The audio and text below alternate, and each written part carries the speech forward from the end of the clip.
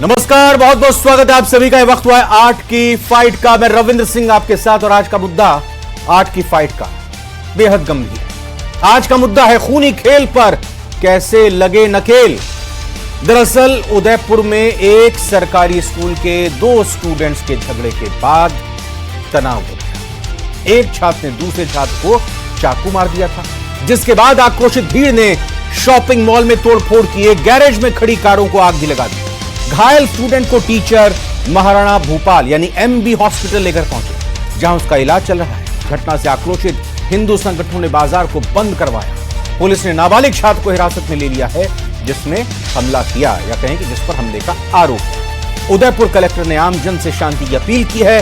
प्रशासन और पुलिस की मुस्तैदी से हालात सामान्य हो रहे हैं। उम्मीद भी यही है और होना भी यही चाहिए, हालात पूरी तरह से सामान्य हो जाए।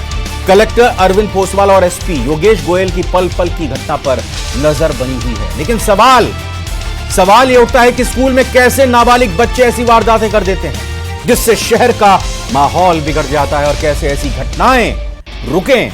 चर्चा इसी पर करेंगे। पहले एक छोटी सी रिपोर्ट।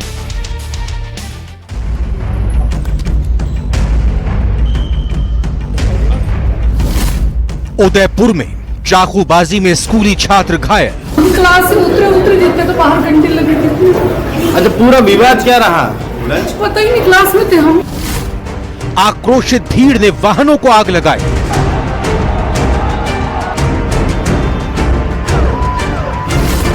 हिंदूवादी संगठनों ने बंद करवाए बाजार।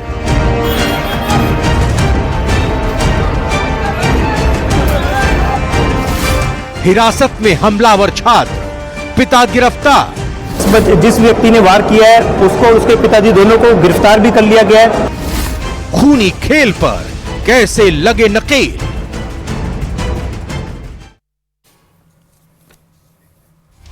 तो आज इस खबर पर चर्चा करेंगे और सबसे पहले उम्मीद और दुआ हम सभी यही करेंगे कि जो घायल छात्र है, जिसको उसी के साथी छात्र की तरफ से हमला किया गया, घायल कर दिया गया, चाकू से वार कर दिया गया, वो जल्द ठीक हो जाए, वो सुरक्षित रहे, उसकी दीर्घायु की हम लोग सभी कामना करेंगे। और कामना ये भी करेंगे जिस छात्र ने चाकू से अपने साथी छात्र पर हमला किया, ईश्वर, भगवान, अल्लाह, जीसस, वाहेगुरु उसको सद्बुद्धि। लेकिन सवाल ये उठता है कि 2 बच्चों के इस झगड़े में शहर की जो स्थिति बिगड़ी, ये जो शहर की स्थिति बिगड़ी, उसके लिए कौन जिम्मेदार है? सवाल आज की डिबेट के क्या हैं? बच्चों के हाथ में हथियार कैसे, और इसका सुधार कैसे? हथियार कैसे आ गया और यह हथियार लेकर स्कूल कैसे पहुंच गया? बच्चों का झगड़ा था, छोटा मोटा कुछ बात रही होगी, उसके बाद ये पूरे एक इलाके को आग में क्यों झोंक दिया भीड़ ने? ये कैसे संभव हो पाया? क्या भीड़ एक साथ इकट्ठा हो गई? कैसे ये भीड़ मॉल में घुस गई, तोड़फोड़ की, गाड़ियों में आगजनी की? पुलिस क्या कर रही थी? पुलिस की तरफ से एक्शन तुरंत क्या लिया गया? क्या पुलिस की भी इसमें लापरवाही है जिस तरह से शहर का माहौल बिगाड़ा गया या शहर का माहौल बिगड़ा? तो छात्रों के इस खूनी खेल पर नकेल कैसे कसी जाए? नुकसान तो हुआ है, बड़ा नुकसान हुआ है, और इस नुकसान की भरपाई क्या हो पाएगी? इसी के जवाब को तलाशने की कोशिश करेंगे। जवाब यह भी तलाशना होगा कि उदयपुर वही उदयपुर जहां पर कन्हैया लाल की हत्या की गई थी और कैसी स्थिति बनी थी, यह भी हम सब जानते हैं, इसको दोहराने की जरूरत नहीं है। अच्छा, हमारे साथ 3 खास मेहमान जुड़ चुके हैं, इनका आइए स्वागत करते हैं, चर्चा की शुरुआत करते हैं। प्रताप राव साहब बीजेपी से हैं प्रवक्ता, बहुत बहुत स्वागत प्रताप जी। नितिन सारस्वत जी कांग्रेस से, नमस्कार नितिन जी, स्वागत आपका। अशोक सिंह जी हिंदूवादी नेता हैं, हिंदू संगठन से जुड़े हैं, आपका भी बहुत बहुत स्वागत। पहला सवाल प्रताप राव जी आपसे, दुर्भाग्यपूर्ण, खेदजनक, शर्मनाक, मुझे नहीं लगता कोई कारण है आपके पास भी इस घटना को लेकर इसके इतर कुछ बात बोलने का। रविंद्र, निश्चित तौर पे ये हम सब के लिए ही, ये मेरे लिए ही नहीं, ये आपके लिए भी, हम सब के लिए वास्तव में दुर्भाग्यपूर्ण है। क्योंकि एक स्कूल में जहाँ बच्चे पढ़ने जाते हैं, जहाँ संस्कारित होने जाते हैं, जहाँ शिक्षा लेने जाते हैं, वहाँ कोई छात्र चाकू लेके पहुंच जाता है और आपसी झगड़े में चाकूबाजी हो जाती है। देखिए, निश्चित तौर पे ये अवांछनीय है। और आखिर में इसके लिए मैं केवल छात्र को दोषी नहीं मानता, ये कहीं ना कहीं जो संस्कार हैं उसमें कहीं ना कहीं कमी है। देखिए, ये केवल उसके माता पिता का ही नहीं, हम सबके लिए चिंता का विषय है। हाँ। कैसे, क्योंकि दुनिया में हम देखते हैं कि अमेरिका में किस तरह संस्कार है प्रताप राव जी, जब लोगों बच्चे को पता चले कि क्या कुछ स्कूल में हुआ और भीड़ उतर जाए और शॉपिंग मॉल सुनिए मेरी बात तो सुनिए, मेरी बात तो सुनिए, मेरी बात तो सुनिए, पूरी बात तो सुनिए। आप इतने उतावले होंगे तो कैसे चलेगा। मेरा ये कहना है कि जिस तरह की हालात अमेरिका और यूरोप के स्कूलों में हैं वो भारत के स्कूलों में नहीं होने चाहिए, और निश्चित तौर पे इस तरह की घटनाएं बिल्कुल नहीं होनी चाहिए, क्योंकि बच्चों को किसी भी हिंसा के लिए प्रेरित नहीं करना चाहिए, ना संस्कारित करना चाहिए। उनको हिंसा के खिलाफ उनको तैयार करना चाहिए, उनकी मानसिकता तैयार करनी चाहिए, क्योंकि अगर बच्चे ही इस तरह से अभी से हो जाएंगे तो आगे बहुत दिक्कत होगी। आप पूछ रहे हैं कि जो रिएक्शन निश्चित तौर पे जो घटना हुई, घटना के बाद अफवाहें भी फैली, सब कुछ हुआ, वो भी दुर्भाग्यपूर्ण है कि अचानक रिएक्शन हुई। अच्छा। और रिएक्शन में दोनों समुदाय आमने सामने हो गए। हाँ। और एक दूसरे के आगजनी भी हुई, लड़ाई हुई, ये भी दुर्भाग्यपूर्ण है। आमने सामने देखिए, जब दो बच्चों के बीच आमने सामने हुए दो संप्रदाय, आप ऑन रिकॉर्ड बता रहे हैं, जो ऐसा हुआ क्या? जो मेरे पास सूचना है मैं वो बता रहा हूं। अच्छा। आपको ऑन रिकॉर्ड क्या, मैं कोई पुलिस ऑफिसर नहीं हूं।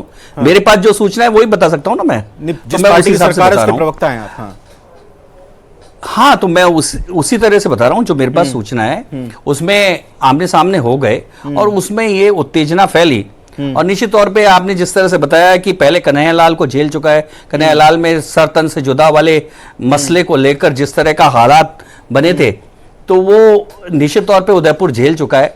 और हम सब के लिए, देखिए मैं कह रहा हूं, आपके लिए बोल रहा हूं, अब आप ये उतावला ऐसे शब्द की इस्तेमाल मत कीजिएगा, क्योंकि मेरी डिक्शनरी में भी ऐसे कई सारे शब्द हैं और मेरी वोकैबुलरी भी ठीक ठाक है। मैं समझना चाह रहा हूं, ये जो आपने कहा दो पक्ष आमने सामने हो गए, ये जो आगजनी की गई है वाहनों में, ये जो मॉल में तोड़फोड़ की गई है, तो आपका ये कहना है कि ये दोनों पक्षों की लड़ाई में हुआ है या एक पक्ष ने किया है? हाँ, ये बिल्कुल, और ये गलत है, ये ऐसा नहीं होना चाहिए। अच्छा, क्योंकि जिस तरह की भी जो इस तरह की अफवाहों के आधार पे इस तरह की अगर घटनाएं होती हैं वो गलत है। कहीं भी देखिए, हिंसा की कोई भी घटना, प्रतिहिंसा, हिंसा की कोई भी घटना गलत है, क्योंकि हम एक सभ्य समाज में रहते हैं, हमें सभ्यता के साथ काम। नितिन सारस्वत जी, ये रिएक्शन जो हुआ दुर्भाग्यपूर्ण, ये रिएक्शन जो हुआ, ये कहना है, मैं इसमें अब अपनी बात जोड़ता हूं, ये मेरे शब्द है, मेरा सवाल है, ये मैं कोई प्रताप राव जी की बात को मिस इंटरप्रेट नहीं कर रहा हूं, ये क्रिया की प्रतिक्रिया है। क्या ऐसा लगता है आपको? क्या और क्या ये संस्कार, ये संस्कार, बिल्कुल ये संस्कार ही हैं जो एक छात्र को इस तरह से स्कूल में चाकू लाने के लिए सिखाते हैं और फिर चाकू लाकर अपने साथी छात्र पर हमला करो ये बताते हैं? मानेंगे आप भी इस बात को? देखिए, सबसे पहले रविंद्र जी, मैं उदयपुर की जनता से निवेदन करना चाहता हूं कि आप प्रशासन, कलेक्टर हों, एसपी हों, सभी लोग और वहां के जो प्रबुद्ध लोग हैं वो लगातार निवेदन कर रहे हैं और उन्होंने तमाम अफवाहों को खारिज किया है। जो बच्चे पे हमला हुआ है वो बच्चा भी सुरक्षित है और अब क्या नाम से जोखिम से, खतरे से बाहर है। मैंने खुद कलेक्टर साहब का बयान सुना है और मैं उम्मीद करता हूँ कि सभी लोग इस बात को समझेंगे और शांति व्यवस्था कायम रखेंगे, क्योंकि हमारे राजस्थान की यही परिपाटी रही है। और अगर जितनी जल्दी शांति व्यवस्था कायम होगी उतना ही हमारे प्रदेश के लिए, हमारे लोगों के लिए बेहतर रहेगा। और मैं इसके लिए प्रार्थना भी करता हूं और मैं निवेदन भी करता हूं। दूसरी बात मैं ये कहना चाहता हूं कि मैं पॉलिटिकल एंगल से पहले कई बातों और करना चाहता हूं, क्योंकि ये राजनीति का वक्त नहीं है, कुछ और चीजें इंपॉर्टेंट है जो उठनी चाहिए। वो बच्चा चाकू लेके पहुंचा, मैंने प्रिंसिपल साहब को सुना था, वो प्रिंसिपल ने बोला कि वो दोनों बच्चे सब बहुत खास दोस्त हुआ करते थे। तो अभी भी जोगाराम पटेल जी का 10 मिनट पहले, डिबेट से पहले मैंने बयान सुना है कि क्या बात हुई, किस बात पे हुई, कैसे ये घटना हुई, अभी तक भी ये क्लियरिटी नहीं है। और साथ में प्रिंसिपल का बयान कि इस तरीके की बात हुई और क्या नाम से वो दोनों पक्के दोस्त हुआ करते थे और फिर ये क्यों घटना हुई, तो ये सबसे महत्वपूर्ण है कि ये किस कारण हुई और क्यों इस तरीके का। और बिल्कुल जिस तरीके से हुआ है वो बहुत ही ज्यादा निराशाजनक है और नाबालिग जिस तरीके के हमारे बच्चे, अगर इस तरीके की कोई घटना होती है तो मेरे हम सभी लोगों के लिए एक चिंता का विषय है। लेकिन बच्चों की ये झगड़ा होता है, ये घटना होती है, चाकूबाजी एक नाबालिग बच्चे की तरफ की जाती है। हाँ, मैं आगे शहर को आपके हवाले कर दो कि एक बार ये मैं यही बात कह रहा हूं कि एक घटना हुई और घटना होने के बाद में बच्चे को हॉस्पिटल ले जाया गया, तमाम चीजें हो गई, उसके बाद में इस तरीके की घटना हो जाना कि आग के हवाले कर दिया जाता है, दुकानों को अपने आप कानून व्यवस्था हाथ में लेके बंद कराया जाता है।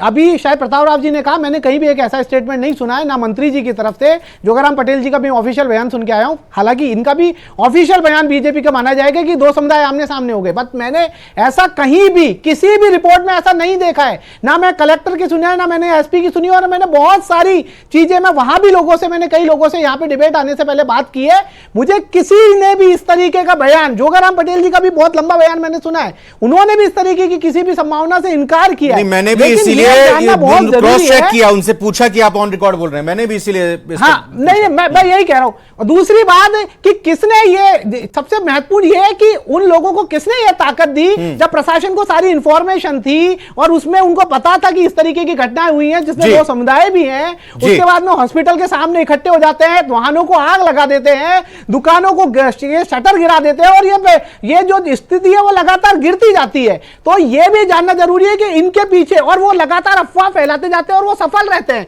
तो इस तरीके की स्थिति क्यों बनी, इसके पीछे कौन जिम्मेदार लोग हैं, और इस स्थिति को योगेंद्र जोशी पूर्व पुलिस अधिकारी हैं, हमारे साथ जुड़े हैं। सैयद साहिब आलम साहब भी जुड़ चुके हैं, अध्यक्ष राष्ट्रीय मुस्लिम महासभा के। योगेंद्र जोशी पूर्व पुलिस अधिकारी से सवाल करते हैं। दो अलग अलग घटना, अगर मैं अपने तरफ से बात करूं आपसे, पहली एक घटना की एक नाबालिग स्कूली छात्र की तरफ से चाकू अपने स्कूल में लाकर घर से या कहां से भी अपने साथी छात्र, जो कहा जा रहा है कि पुराने जो बड़े अच्छे दोस्त थे, उस पर हमला करना, एक ये घटना।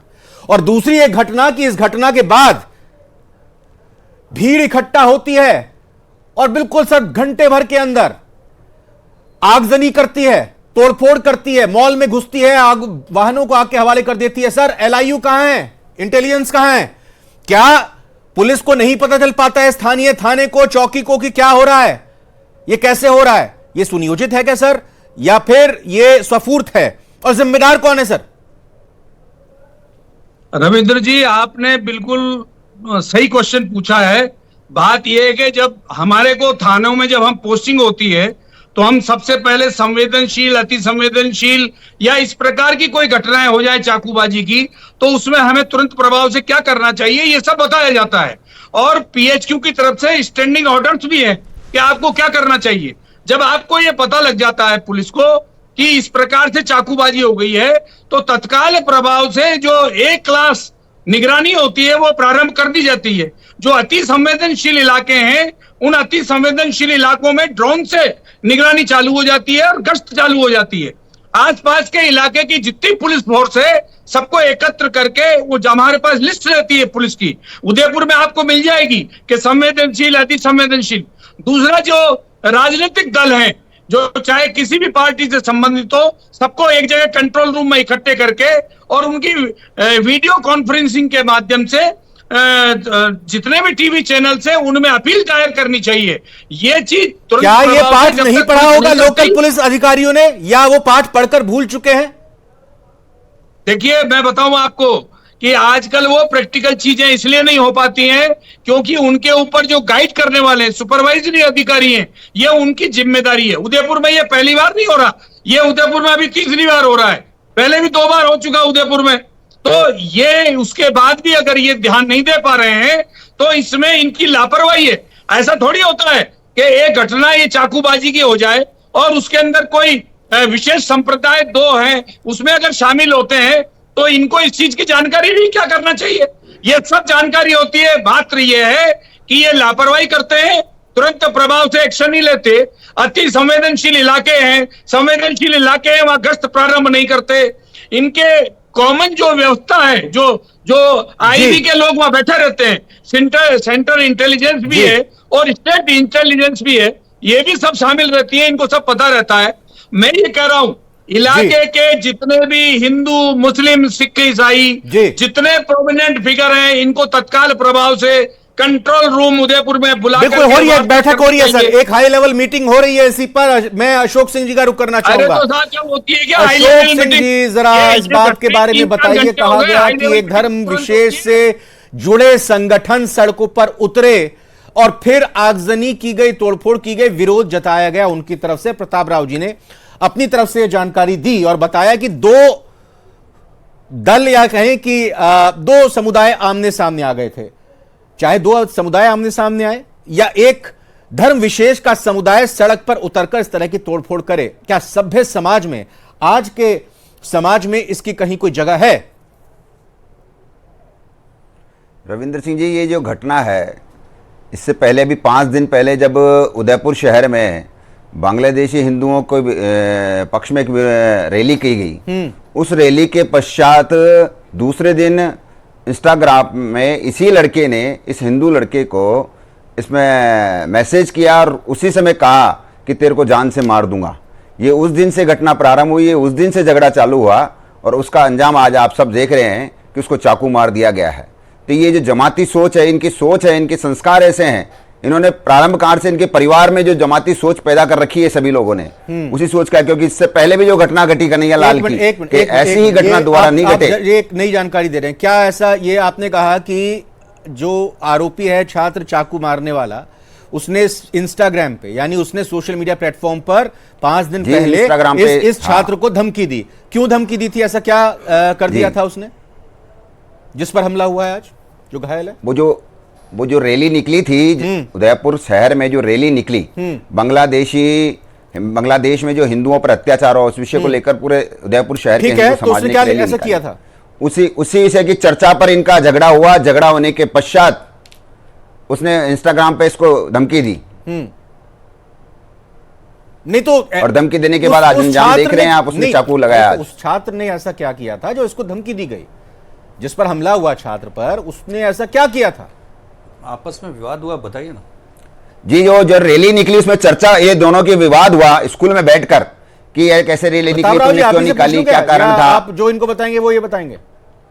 बताइए साहब, बोलिए अशोक जी, आप बोलिए भाई, हुआ क्या था? ऐसे ही कोई थोड़ी किसी को धमकी दे देगा, कुछ तो हुआ होगा। आपस में चर्चा के बाद विवाद हुआ, विवाद होने के बाद ही धमकी मिली उसको। नहीं तो विवाद हुआ तो फिर विवाद में वो सोशल मीडिया प्लेटफॉर्म पर धमकी दी उसने, वो आपने देखी है उसकी पोस्ट? क्या इंस्टाग्राम में आपने देखी है क्या पोस्ट? दिखाएंगे? मैंने नहीं देखी, मैंने पूछताछ करी, उन्होंने बताया वहां के अपने कार्यकर्ताओं ने, एक मिनट अपने कार्यकर्ताओं ने वहां जो आप ये बिल्कुल, ये मैंने नहीं देखी, वहां कार्यकर्ता अभी लगे हुए हैं इस सारी जी, वहां जो कार्यकर्ता है उन्होंने मेरे को बताया कि ये सारी घटनाएं ऐसे हैं, पुलिस प्रशासन इन सब घटनाओं को छुपा रही है और इसे कुछ और बनाने की प्रयास में लग रहे हैं कि सामान्य घटनाएं आपस में झगड़ा हुआ और चाकू कौवा कान ले गया। पहले कान तो देख लीजिए जी। सैयद साहिब आलम साहब, अशोक सिंह जी ने जो बातें कही, हो सकता है उनका नजरिया अपने तरीके से है, सही है या गलत, वो तो दो इसको समझेंगे जानेंगे, हम कोई नहीं होते। लेकिन रविंद्र जी, अगर नजरिया गलत होता तो ये आगजनी नहीं होती, ये सामान्य घटना होती तो ये आगजनी नहीं होती। अच्छा, मतलब आगजनी सही हुई है, आप ये कह रहे हैं? आगजनी सही हुई है, घटना होगी तो आगजनी भी होगी। क्या बोल रहे हैं अशोक जी? क्या कह रहे हैं? बोलिए जरा। आगजनी भी होगी। क्या कह रहे हैं? अगर ऐसी घटना होगी तो ऐसी आगजनी भी होगी। और क्या होगा? ये धमकी दी जा रही है, ये धमकी दी जा रही है, ये धमकी दे रहे हैं। ध्यान रखना, आप कन्हैया लाल को मारते हो, हम शांत बैठे रहते हैं। आप हमारे युवा को मारते हो, हम शांत बैठे रहते हैं। ऐसा नहीं चलेगा। नहीं तो ये किसने कहा कि देश में संवैधानिक तरीके से ऐसा चलेगा? ये बिल्कुल नहीं चलेगा। तबरेज अंसारी मारा जाता है, पहलू खान मारा जाता है, अखलाक मारा जाता है। अभी आप जो अलवर के अंदर 3 युवक मुस्लिम मारे जाते हैं लकड़ी बीनने के ऊपर, अजमेर के कंचन नगर में इमाम को मार दिया जाता है। तो ये किसने कहा कि ऐसा चलेगा? देखिए, मतलब आपको संविधान पे विश्वास नहीं है? भैया, उस कन्हैया लाल की क्या गलती थी? आप बताइए ना, इस युवक की क्या गलती थी? नहीं, मुझे बताइए तबरेज और अखलाक की क्या गलती थी? अपीलू वहां पर गलती बताइए, आप बताइए मुझे। गलती देके मारोगे क्या? आप धमकी देके मारोगे क्या?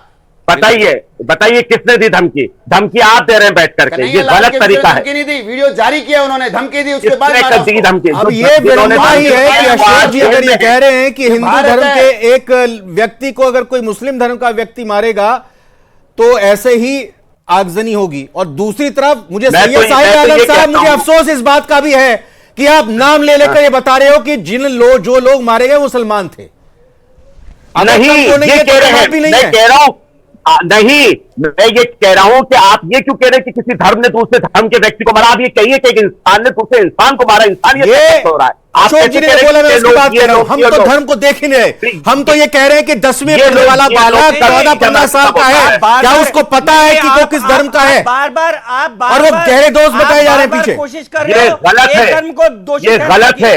मैं कहता हूं क्रिमिनल सोच रखने वाला किसी भी धर्म का व्यक्ति हो वो गलत है। क्यों बोल रहे हो? किसी भी धर्म का व्यक्ति हो, गलत सोच रखने वाला वो गलत है। लेकिन सैयद साहिब, एक मिनट देखिए, जो बात यहां पर प्रताप जी कह रहे हैं, मैं उसी बात पर आ रहा हूं।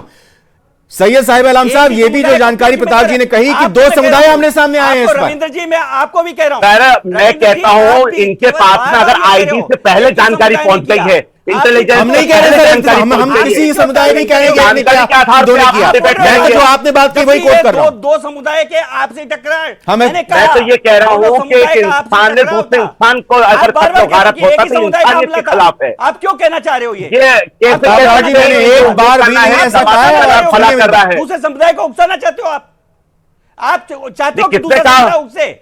आप चाहते हो बिल्कुल नहीं, मैंने कहा कि इस तरह की जो घटनाएं होती हैं वो शांति बिगाड़ने वाली घटनाएं होती है, लेकिन आप कह रहे हो कि उसके संस्कार ऐसे थे, उसकी सोच जमाती थी, तो ये आप कौन होते हैं तय करने वाले जो इस तरह की क्रिमिनल हरकतें करते हैं? जिस तरह के क्रिमिनल माइंड लोग होते हैं उन सबको जेल में होना चाहिए, चाहे वो किसी भी धर्म का व्यक्ति हो। यदि हिंदू कुछ फिर वही आप हिंदू मुस्लिम कर रहे हैं, हिंदू मुस्लिम नहीं है। आप ये क्यों नहीं सोचते कि इस तरह की घटना करने वाले ऐसे मानसिकता वाले लोग जो है वो देशद्रोही हैं? किसी ने नहीं, देशद्रोही हैं ऐसे लोग। लेकिन संविधान के संस्कार ऐसे लोग, यही विषय उठाया जा रहा है। संस्कार में नहीं, लोगों के संस्कार में इस प्रोग्राम में क्या विषय उठाया गया कि हिंदुओं ने हमला किया है? क्या बोल रहे हैं प्रताप जी? एक मिनट प्रताप जी, एक मिनट, आप ये गलत लाइन मत बोलिए, आप गलत लाइन मत बोलिए।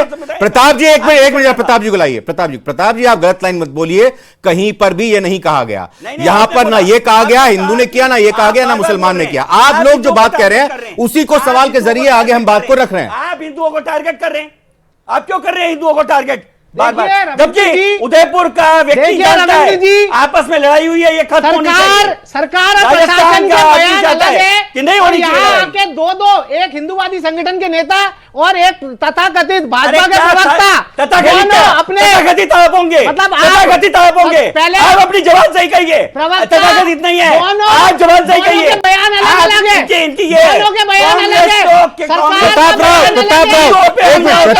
प्रताप राव, मैं आपसे जानना चाहता हूं, अभी फिलहाल शांति बनाए रखने के लिए क्या किया जाना चाहिए?